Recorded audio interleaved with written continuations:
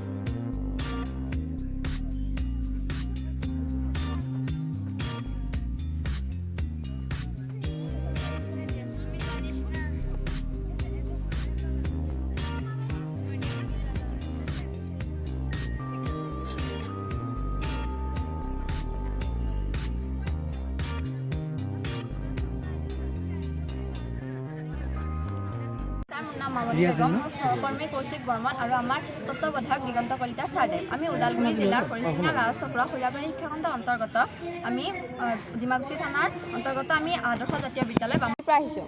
আমাৰ এই আৰ্হিটিৰ নাম হৈছে হাতী আৰু মানুহৰ সংঘাত ৰোধ। আমাৰ জনসংখ্যা বৃদ্ধিৰ ফলত মানুহলৈ থাকিবলৈ ঠাই নোহোৱা হৈছে। তাৰ ফলত মানুহে পাহাৰৰ হাবি বননি গছ গছনি ইত্যাদিবোৰ কাটি ধ্বংস কৰি প্ৰকৃতি নষ্ট কৰিবলৈ ধৰিছে আৰু ইয়াৰ ফলত আমাৰ তাতে থকা বিভিন্ন ধৰণৰ জীৱ জন্তু চৰাই চিৰিকটি ইত্যাদিবোৰৰ খাদ্য নাটনি আৰু থকাৰ বাবে নাটনি হৈছে। বিশেষকৈ আমাৰ অসমত হাতী আৰু মানুহৰ সংঘাত দেখা দিয়ে।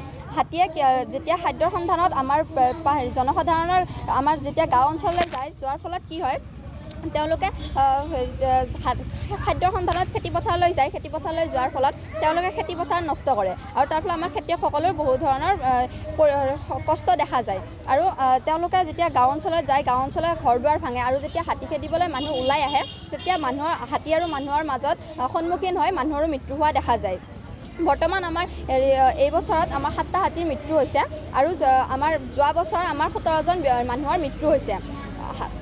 সেইবাবে যদি আমি পাহাৰৰ তলৰ অংশত বিভিন্ন ধৰণৰ বাঁহ গছ কঁঠাল গছ কলগছ ইত্যাদিবোৰ যদি ব্যৱহাৰ কৰোঁ আৰু ব্যৱহাৰ কৰি আমি ইয়াতে এখন বনাঞ্চলৰ সৃষ্টি কৰিম। বনাঞ্চলৰ সৃষ্টি কৰাৰ ফলত হাতীয়ে খাদ্যৰ সন্ধান এঠাইৰ পৰা আন ঠাইলৈ ঘূৰি ফুৰিব নালাগে আৰু ইয়াতে নিজৰ খাদ্য যোগান পাব তেওঁলোকে আৰু তেওঁলোকৰ পানী যোগানৰ বাবে আমি আমাৰ ওচৰত থকা জনসাধাৰণৰ বিভিন্ন ধৰণৰ ক্লাব NGOৰ লগত লগ হৈ আমি বন বিভাগৰ কৰ্মী এজন ইয়াতে থকাৰ ব্যৱস্থা কৰি দিম আৰু বন বিভাগৰ কৰ্মীয়ে যাতে হাতীৰ বাবে টেংকৰ পানীৰ ব্যৱস্থা কৰে সেই ব্যৱস্থা আমি কৰি দিম। আৰু এই আমাৰ এই কলগছ বিভিন্ন ধৰণৰ গছ ৰোৱাৰ ফলত আমাৰ আৰু বিভিন্ন ধৰণৰ লাভ হ'ব। যেনে আমাৰ বিলুপ্ত হ'বলৈ গৈ আছে পখিলা, সেই পখিলা পুনৰ সেউজ প্ৰকৃতিত ঘূৰি আহিব আৰু বিভিন্ন ধৰণৰ চৰাই চিৰিকটিবোৰ পুনৰ সেউজ প্ৰকৃতিত থাকিবলৈ ধৰিব আৰু তেওঁলোকৰ খাদ্য নাটনি আৰু থকাৰ বাবে নাটনি নহয়। আৰু যদি কেতিয়াবা হাতীয়ে ইয়াৰ পৰা আমাৰ খেতিপথাৰলৈ আমাৰ যেতিয়া খৰালি কালত ধান পকিলে আমাৰ কি দেখা যায় হাতী আৰু মানুহৰ সংঘাত বেছিকৈ দেখা যায়। যেতিয়া হাতীয়ে ইয়াতে খেতিপথাৰলৈ ধান খাবলৈ আহে খেতিয়কসকলে কি কৰে যাতে তেওঁলোকৰ খেতিপথাৰ নষ্ট নকৰে সেইবাবে বৈদ্যুতিক তাঁৰ ব্যৱহাৰ কৰে, যাৰ ফলত বৈদ্যুতিক তাঁৰৰ স্পৰ্শ হৈ হাতীৰ মৃত্যু হয়। সেইবাবে যাতে হাতীৰ মৃত্যু নহয় সেইবাবে আমি ইয়াতে বৈদ্যুতিক তাঁৰ ব্যৱহাৰ কৰা নাই। আমি ইয়াতে নিৰ্দিষ্ট এটি তাঁৰ ব্যৱহাৰ কৰিছোঁ আৰু এই তাঁৰটি হাতীৰ এটি উচ্চতাত থাকিব। যেতিয়া হাতী ইয়াতে এই তাঁৰৰ স্পৰ্শ হ'ব, স্পৰ্শ হোৱাৰ লগে লগে এটি বল প্ৰয়োগ হ'ব। বল প্ৰয়োগ হোৱাৰ লগে লগে আমাৰ এই তাঁৰটি পৰি যাব। পৰাৰ ফলত আমাৰ ইয়াতে এটি শব্দ আৰু লাইট জ্বলিব। এই শব্দটি আমাৰ মৌমাখিৰ হ'ব।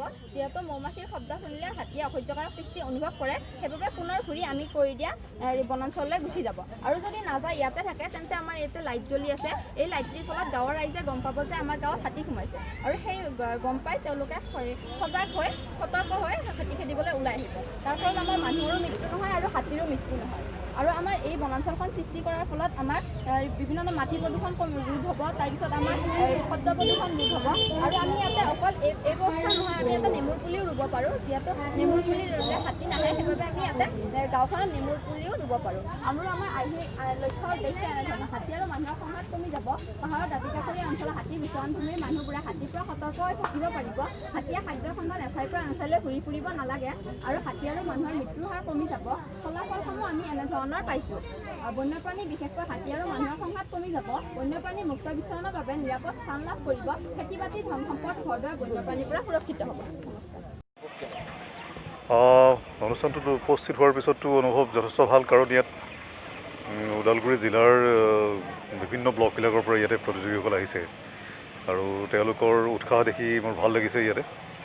আৰু কেৱল সেয়াই নহয়, আমাৰ এষ্টেকৰ পিনৰ পৰাও আমাৰ অতিথি তেখেত আহি জয়দীপ বৰুৱা ডাঙৰীয়া আহিছে। বাকী বিভিন্ন ব্লকৰ যিসকল আহিছে তেওঁলোকৰ বিভিন্ন ধৰণৰ মডেলবিলাক লৈ আনিছে আৰু বিভিন্ন প্ৰতিযোগিতা আজি অনুষ্ঠিত হ'ব ইয়াতে। গতিকে উৎসাহটো দেখি ভাল লাগিছে সকলোবিলাক। তেওঁলোকৰ ইয়াৰ পিছত তেওঁলোকে ৰাজ্যিক পৰ্যায়ৰ প্ৰতিযোগিতাসমূহ অনুষ্ঠিত হ'ব 22-23 তাৰিখে। ইয়াৰ পৰা তেওঁলোকে চিলেক্ট হৈ পেলাই তালৈ যাব পাৰিব।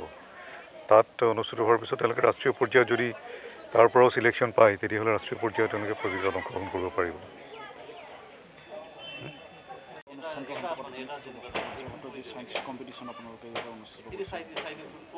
হয়, এইটো এটা আজি বহুত সৌভাগ্যৰ কথা যে কলাইকবাসী ৰাইজৰ কাৰণে, কাৰণ আপোনাৰ 2008 চনত হৈছিল ৰাজ্যভূত বিজ্ঞান কেন্দ্ৰ গঠন কৰা হৈছিল অসমৰ 219টা ব্লকত। আৰু সেই আমাৰ মুখ্যমন্ত্ৰী তৰুণ গগৈ আৰু সেই আমাৰ বিজ্ঞান মন্ত্ৰী হিমন্ত বিশ্ব শৰ্মাৰ নেতৃত্বত এইটো গঠন কৰা হৈছিল। তাৰপিছৰ পৰা এইবিলাক আমাৰ কাৰ্যসূচী চলি আছে। প্ৰথম কথা হৈছে ইয়াত প্ৰথমতে খণ্ড পৰ্যায়ত প্ৰতিযোগিতাবিলাক হয়। বিজ্ঞানৰ পোষ্টাৰ ড্ৰয়িং, বিজ্ঞানৰ মডেল আৰু বিজ্ঞানৰ আকস্মিক বক্তৃতা প্ৰতিযোগিতা। আৰু ইয়াৰ প্ৰতিটো ব্লকৰ প্ৰতিটো বিষয়ত 3জনকৈ প্ৰতিযোগী আমি জিলা পৰ্যায়লৈ প্ৰেৰণ কৰা হয়। আকৌ জিলা পৰ্যায়ত এই প্ৰতিযোগিতা সদায় ওদালগুৰিতে হৈ আহিছিল আৰু ইয়াৰে পৰা 2জনকৈ প্ৰতিযোগী গুৱাহাটীলৈ ৰাজ্যিক ভিত্তিত প্ৰতিযোগিতালৈ প্ৰেৰণ কৰা হয় সাধাৰণতে। এইবাৰ এটা সাংঘাতিক এটা বৈশিষ্ট্য হ'ল, প্ৰথমবাৰৰ কাৰণে 2009 চনৰ পৰা আজি 21 পৰিলে 11 বছৰ হ'ল। প্ৰথমবাৰৰ কাৰণে ওদালগুৰি সদৰৰ পৰা আমি এই প্ৰতিযোগিতাটো বেলেগ ঠাইত অনুষ্ঠিত কৰিছোঁ। আৰু কলাইগাঁৱত প্ৰথমবাৰৰ কাৰণে এই জিলা ভিত্তিত বিজ্ঞান প্ৰতিযোগিতা অনুষ্ঠিত হ'ল। আৰু আজি এই কাৰ্যসূচীত আপোনালোকে দেখিছে আমাৰ জিলা উপায়ুক্ত মহোদয়কে আদি কৰি এষ্টেকৰ বিজ্ঞানী জয়দীপ বৰুৱা ছাৰ, বিভিন্ন চক্ৰ বিষয়া, প্ৰাক্তন বিদ্যালয় পৰিদৰ্শক আটাইবিলাক উপস্থিত আছে। আৰু আমাৰ 6টা ব্লকৰ আজি অৱশ্যে 5টা ব্লক উপস্থিত আছে। এটা ব্লক আহি পোৱা নাই এতিয়াও, কিন্তু আপোনাৰ কলাগাঁও, খৈৰাবাৰী, ভেৰগাঁও, ওদালগুৰি আৰু মাজবাট ব্লকৰ প্ৰতিযোগীসমূহ ইয়াত উপস্থিত হৈছে। ইতিমধ্যে প্ৰতিযোগিতা চলি আছে আৰু মই ভাবোঁ এইটো এটা সাংঘাতিক এটা পদক্ষেপ হৈছে। জিলা প্ৰশাসনকো ধন্যবাদ দিছোঁ, এষ্টেককো দিছোঁ যে চহৰৰ মাজৰ পৰা বিজ্ঞানৰ এই জয়যাত্ৰা প্ৰচাৰটো গাঁও অভিমুখী হৈছে।